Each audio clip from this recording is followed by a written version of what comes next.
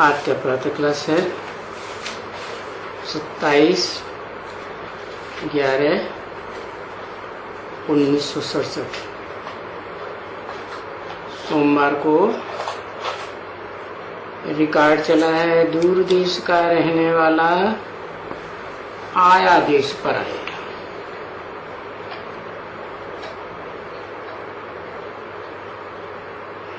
मन से मन की पूछ रहा है, अपना भेद छुपाए।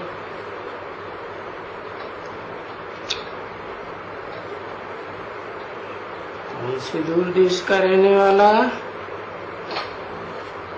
कहेंगे सूरज चांद सितारों की दुनिया से भी पार,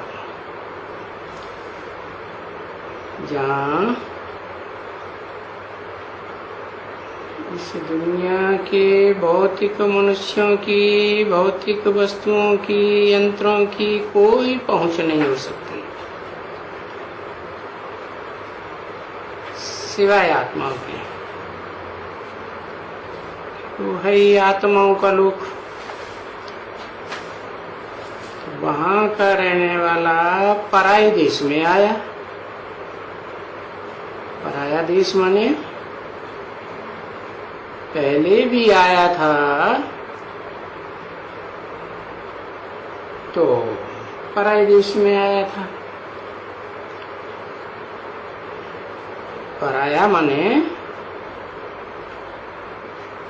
अपना देश नहीं।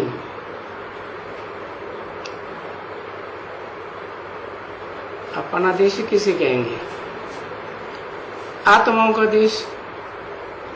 और ये है देह अभिमानियों का देश।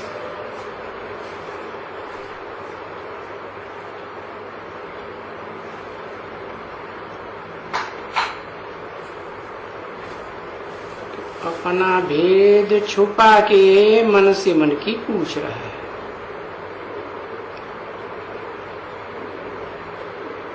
एक मन से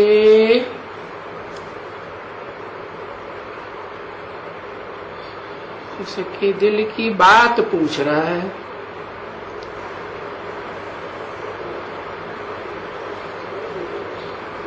मीठी मीठी रूहानी बच्चों ने इस गीत की 2 लाइन का अर्थ तो समझा। बच्चे जानते हैं बाबा के पास इस सृष्टि के आदि मध्य अंत का ज्ञान छिपा हुआ है।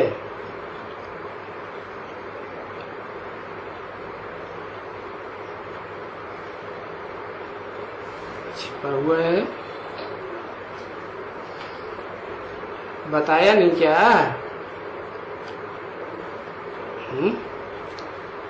बताया तो है, लेकिन इतने विस्तार में है कि फिर भी कहेंगे छिपा हुआ है। क्योंकि तुम बच्चे बैठे हो अभी यहाँ और गीत सुन रहे हो, उसका अर्थ तो झट बुद्धि में आ जाता है कि बाबा जो आया हुआ है वो ज्ञान का सागर है। क्योंकि चीज छुपी हुई रहती है ना, तो छुपी हुई बातें बच्चों को बैठ करके समझाते हैं। तो जो भी छुपा हुआ है दुनिया में किसी को नहीं मालूम। वो छुपा हुआ है उसी के पास। तो जो है उसका वर्णन करते हैं और बच्चों की बुद्धि में आ जाता है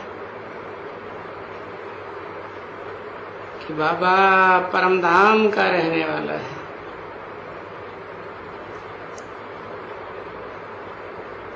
और उसमें इस सारे विश्व की, सृष्टि की, आदि मध्य अंत की सारी नॉलेज छुपी हुई है। देखो आदि जब कहेंगे तो झट ऊपर में बुद्धि चली जाएगी बाबा के पास।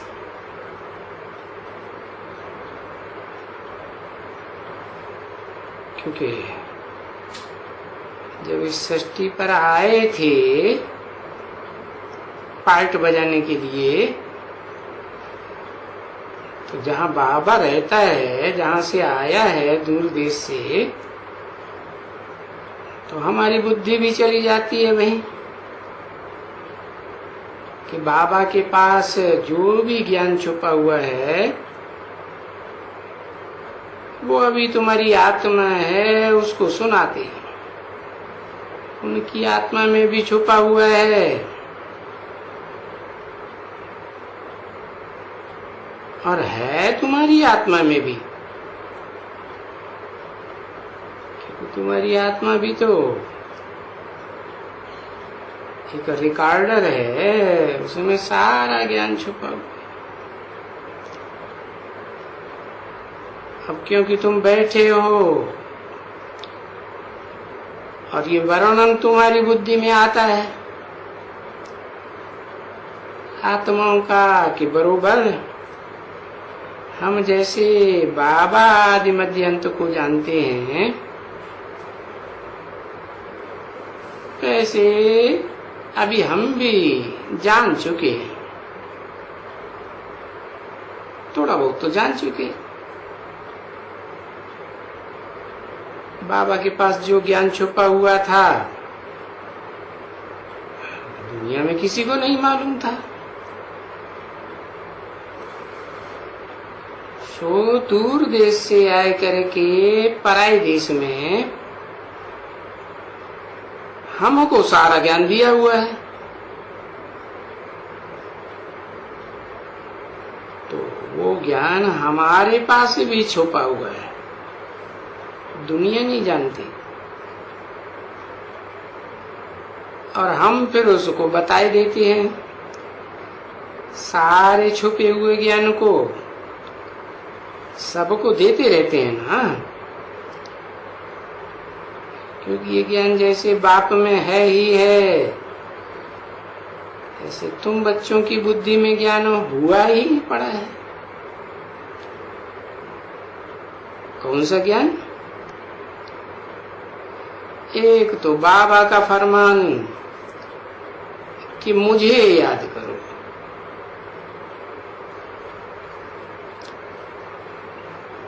सो तो याद करना ही पड़े।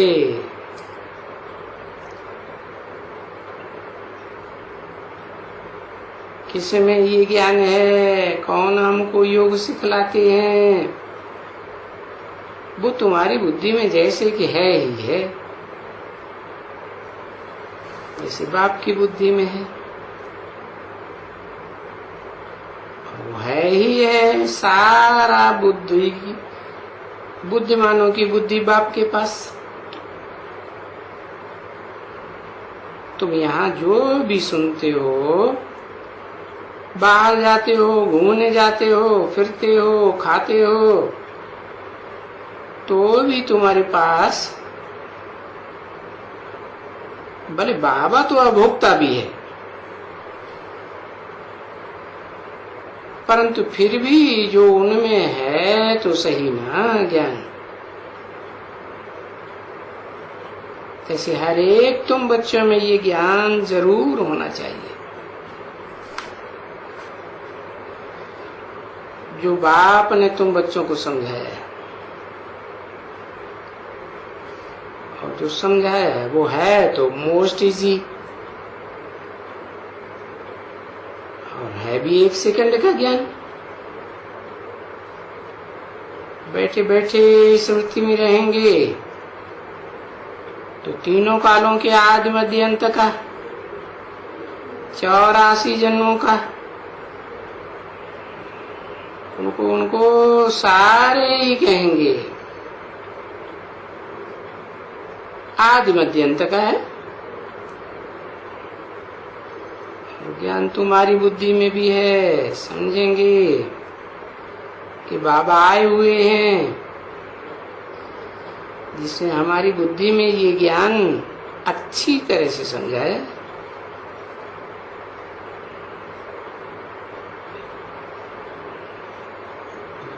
ताकि हम 84 जन्मों को जान लें। अभी हम बाबा को ही याद करते हैं, क्योंकि हमारी आत्मा बाबा को याद करते करते बाबा के घर, बाबा के धाम में चली जाएगी।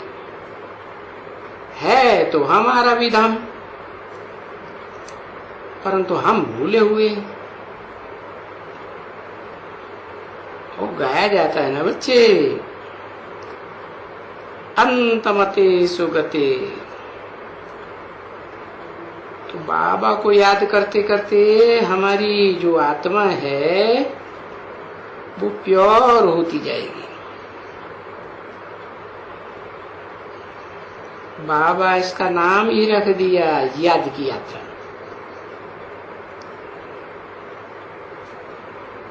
अब ऐसे नहीं कि ये कोई शास्त्रों में अक्षर लिखे हुए हैं या गीता में ही है तो गीता भी, वास्तव में तो ये गीता ही है, परंतु वो गीता मनुष्यों ने लिखी जिसमें कृष्ण का नाम डाल दिया। और ये बाबा जो गीता सुनाते हैं ये है असल सहज राजयोग की गीता, और कोई दूसरी बात तो नहीं है।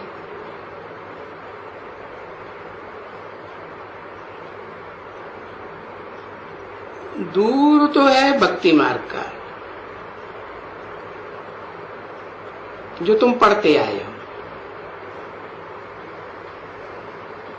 तुमको अभी मालूम पड़ा है कि कब से हम यही गीता को सुनते या अध्ययन करते आए, क्योंकि बच्चे ये जान गए कि बरोबर ये भक्ति मार्ग के शास्त्र हैं और इन सब भक्ति मार्ग के शास्त्रों की आधा कल्प के लिए नूद है। फिर यही शास्त्र जो अभी खत्म हो जाएंगे वो फिर आधा कल्प के बाद आएंगे। ये भी बच्चे जानते हैं कि जो कुछ भी शास्त्र वगैरह ये भक्ति मार्ग की जो भी सामग्री है वो अभी तो सब खत्म हो जाने वाली।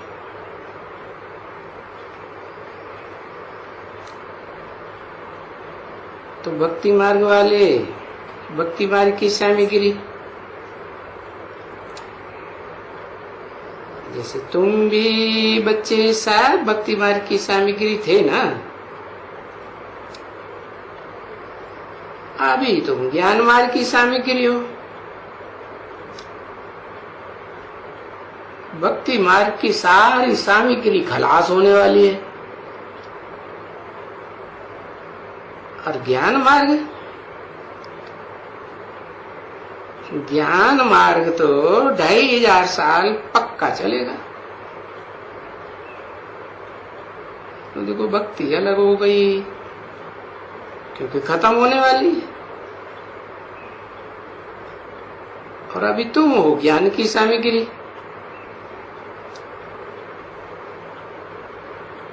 वो भक्ति मार्ग की सारी सामग्री भस्म होने वाली।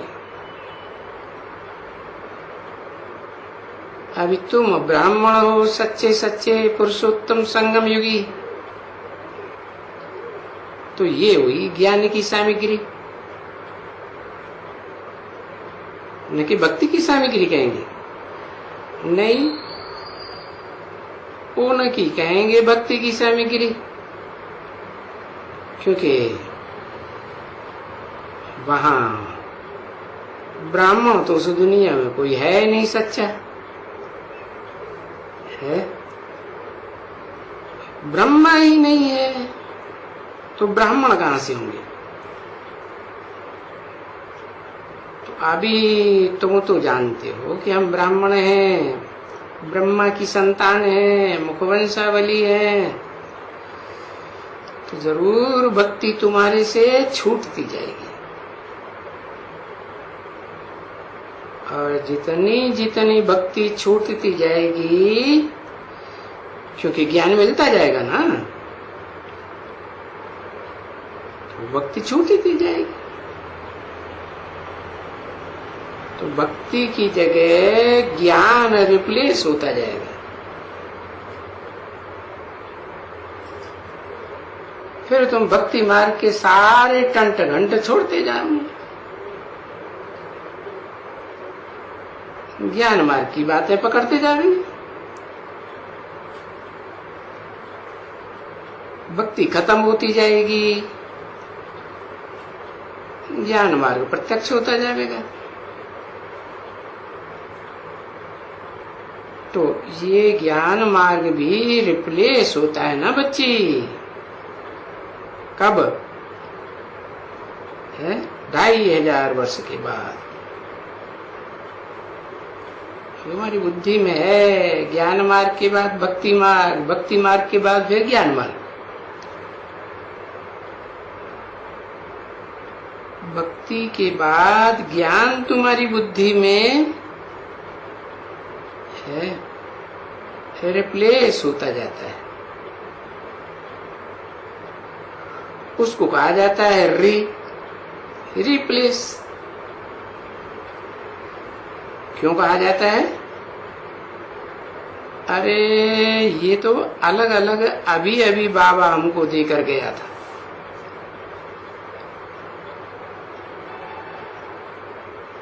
वो कैसे हम सतयुग, त्रेता, द्वापर, कलयुग,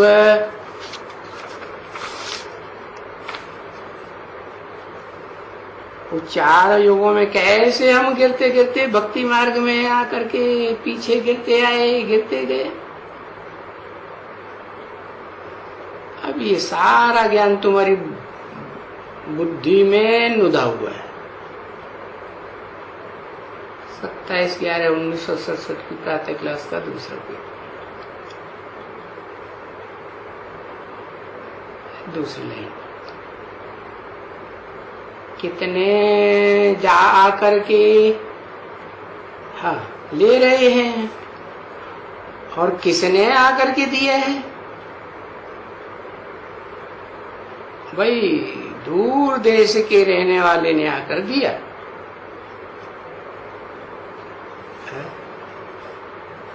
आत्माओं के देश के रहने वाले ने आकर दिया। दिया किसको? देह अभिमानियों के देश में आकर दिया। बाप ने तो समझाया बच्चों को कि मीठे बच्चों, हो तो तुम भी सभी दूर देश के रहने वाले, और दूर देश के रहने वाले ही थे, और हमारे साथ रहते थे।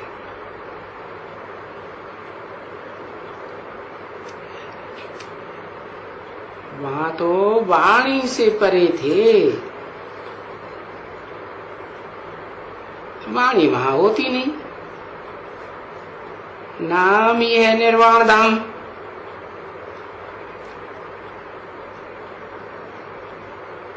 क्योंकि अकेले थे, वहां तुम्हारा शरीर तो ये था ही नहीं। तुम्हारे साथ शरीर था क्या? नहीं। इसलिए उसको कहा जाता है वानप्रस्थ। वाणी से प्रकष्ट रूप से स्थित है, अर्थात वाणी से तुम परे थे। यानी वाणी चलाने का वहां कोई गम नहीं था।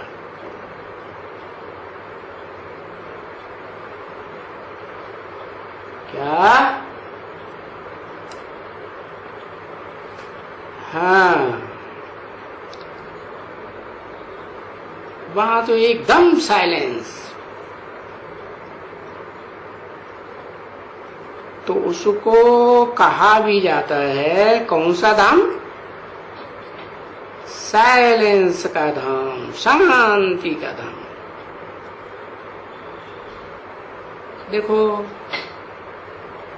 तुम अभी जानते हो कि हम आत्माएं अपने शांति देश में जाते हैं।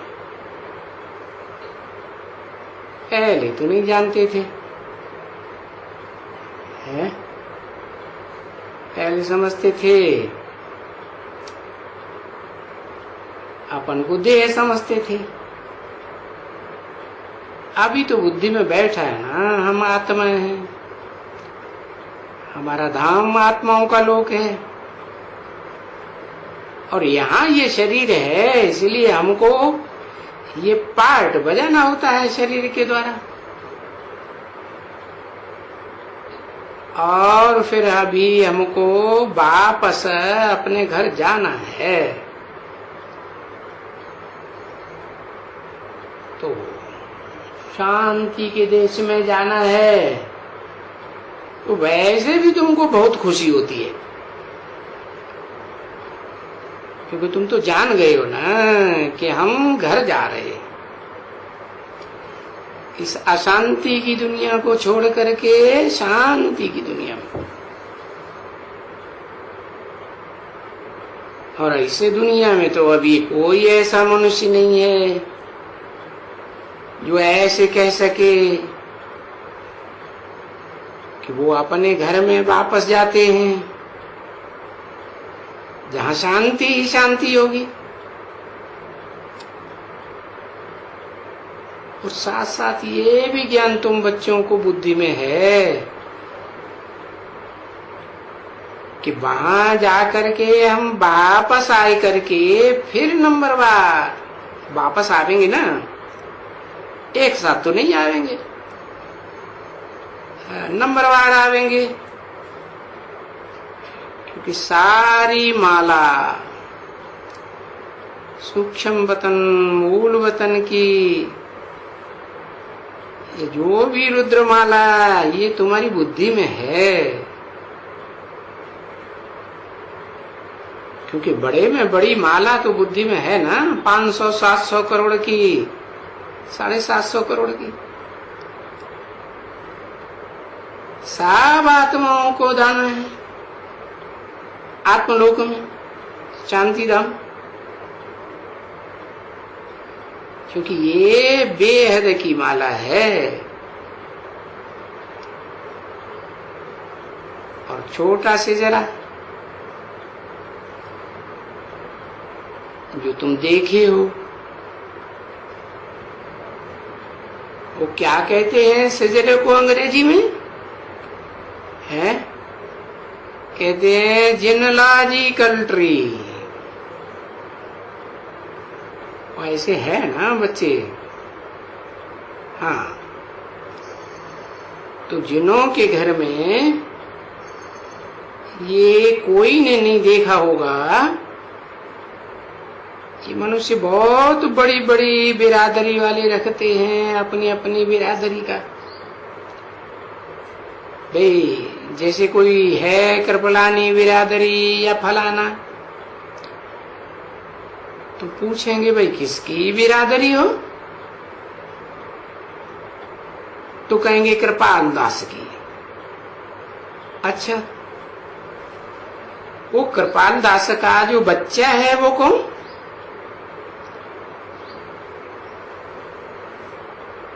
बच्चा कौन? फिर उसका बच्चा कौन? फिर उसका बच्चा कौन? ऐसे करते करते वो सारी बिरादरी आ जाएगी। समझा ना? बच्चा कोई अपने माँ बाप को, दादा परदादा को जानते तो है ना? कोई नहीं जानते हो तो वो सिजरा आगे रखने से वो बाप दादा परबाबा तरदादा सरदादा ऐसे चला आएगा ऊपर से।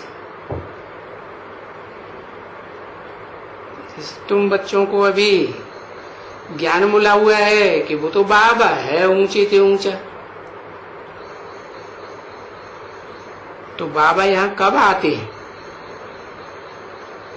ये सब कुछ हमको सिखलाने के लिए। जो तुम्हारी बुद्धि में ये सिजरा है अभी आत्माओं का सिजरा है, और उस सजरे का है ये ऊंचे से ऊंचा भगवंत। पीछे कहेंगे नंबरवार। नंबरवार में पहले पहले 3 देवता, ब्रह्मा विष्णु शंकर है, जिसका अर्थ तो समझा ही दिया है। वास्तव में जो भक्ति मार्ग में है वो तो सारी बातें ज्ञान मार्ग में बाबा उड़ाते रहते हैं, कि जो भक्ति मार्ग में है वो सब ज्ञान मार्ग में तो है नहीं। तो बाप समझाते रहते हैं और फिर उसका अर्थ भी समझाते रहते हैं। अच्छा देखो भला, तुम बताओ हमको कि शंकर का जो कहा जाता है कि वो विनाश करते हैं, तो विनाश कैसे करते हैं? अभी वो शंकर है कहाँ? अगर तुम कहती हो कि शंकर उसमें सूक्ष्म वतन में है, तो सूक्ष्म वतन में उनका क्या पार्ट है?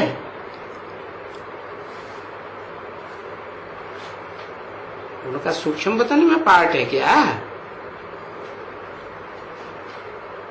भला वहां तो कोई अमर कथा होती नहीं, तो वो सुना ही नहीं सकेंगे। समझा ना? और सो भी क्या, वो अमर कथा एक को ही सुनाएंगे, कोई एक को थोड़ी सुनाएंगे। हाँ, क्योंकि अमर कथा तो तुम सभी सुन रहे हो, क्योंकि तुम अभी अमरपुरी में जाते हो। वहां मरने की तो बात ही नहीं, शरीर मरता है, मरता है तो बहुत दुख होता है, और वहां तो शरीर ऐसे छोड़ेंगे जैसे कपड़ा उतारा जाता है, दुख की बात ही नहीं।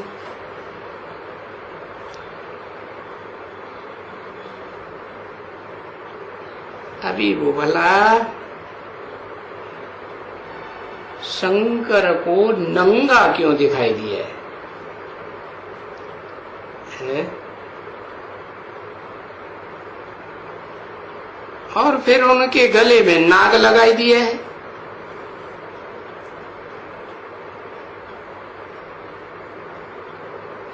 उसके अंदर शरीर में भभूत क्यों लगाई दी?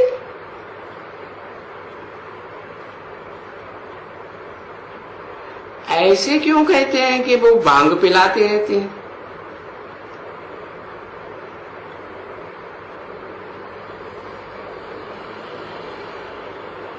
फलाने क्या करते हैं, ये तो सभी होती है ना बातें।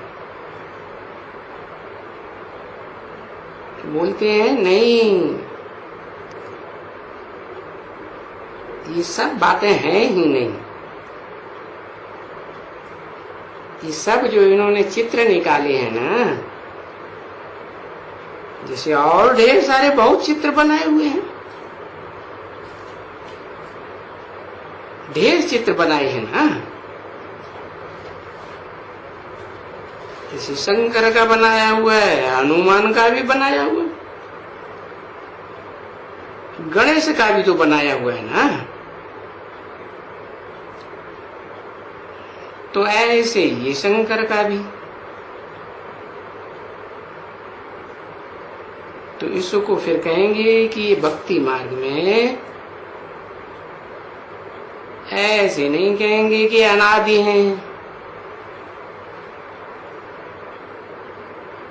अनादि माने जब से ये ज्ञान शुरू हुआ, जब से ये सृष्टि शुरू हुई, तब से बहुत मनुष्यों से पूछेंगे, अरे भाई ये पूजा क्यों होती है? कहेंगे ये अनादि पूजा चली जाती है। और अनादि का अर्थ बिल्कुल नहीं समझेंगे। नहीं,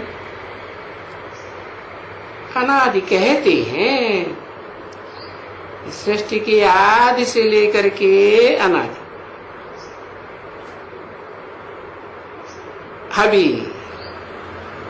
सृष्टि को आदि से लेकर के कोई चीज है ही नहीं।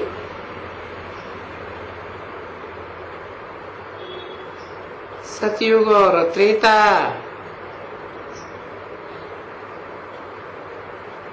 वहां तो ये शंकर, हनुमान, गणेश का कोई वर्णन है ही नहीं, बिल्कुल नहीं। जिसका अनादि कहें तो फिर वो समय ये फिर टूट जाएगा, खत्म हो जाएगा। तो कुछ भी किसको मालूम नहीं पड़ेगा। और सतयुग से लेकर के किसको मालूम नहीं है कि कोई सूक्ष्म वतन भी होता है। समझा? ये तुम बच्चों को मालूम होता है, जिसका वर्णन कर सकते हो और तुम्हारी बुद्धि में है कि कैसे तुम सूक्ष्म वतन में साक्षात्कार में जाते हो। या तो सूक्ष्म बुद्धि से इस दुनिया को भूल करके मनन चिंतन मंथन में रहते हो,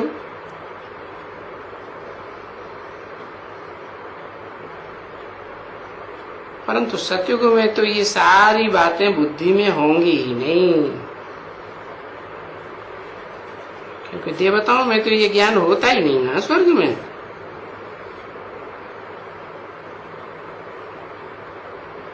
क्योंकि ये पार्ट है ना उनका। तो देवात्माओं का जिस समय जो पार्ट है, वो पार्ट उस समय बजाना होता है।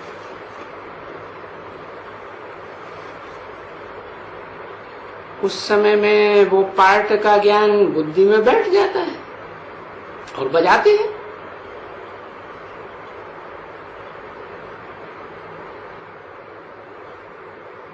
सत्ताईस 11/1967 की प्रातः क्लास का तीसरा पेज।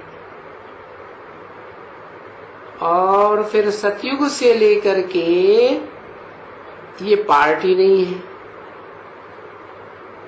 न मनन चिंतन मंथन करने का, सूक्ष्म बुद्धि से सूक्ष्म दुनिया में रहने का, और न साक्षात्कार का, सूक्ष्म वतन में साक्षात्कार करना।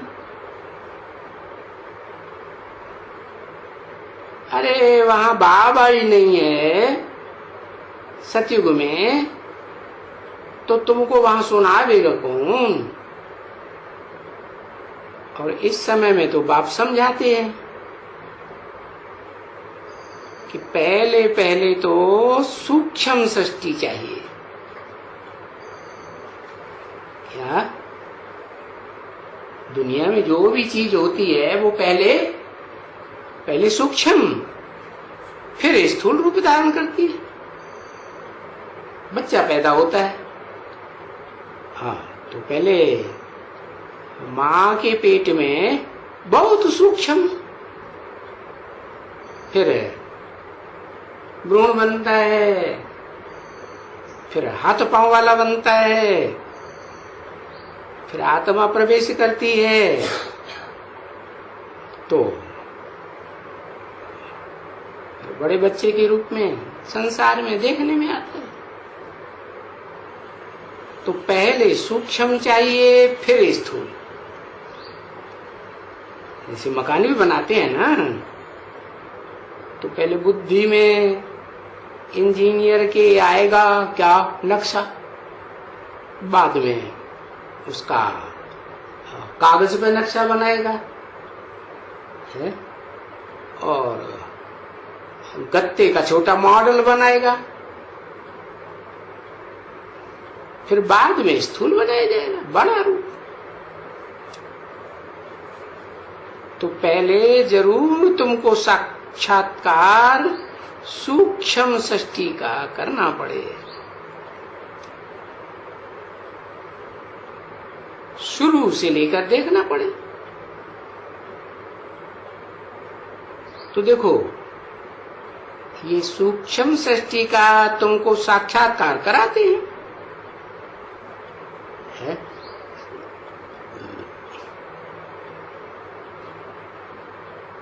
वो भक्ति मार्ग में नूद है। भक्ति मार्ग में भी तो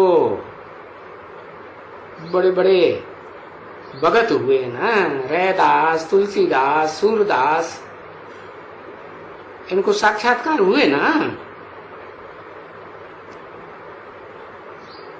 परंतु यहां तो देखो, भक्ति मार्ग की तो कोई चीज है ही नहीं। बाबा बोलते हैं ना, ये सब जो जप तप है, यज्ञ तप दान पुण्य जो कुछ भी है, वो सारी चीजें भक्ति मार्ग की पढ़ते रहते हैं। और इन भक्ति मार्ग की चीजों से कोई का कुछ भी कल्याण नहीं होता है बच्चे।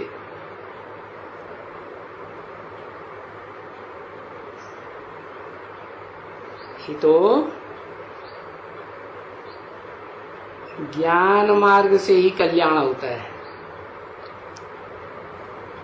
क्योंकि भक्ति तो अनेकों से आती है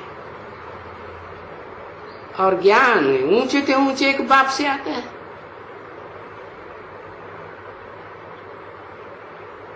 तो ये बातें समझ लेना चाहिए। ओम शांति।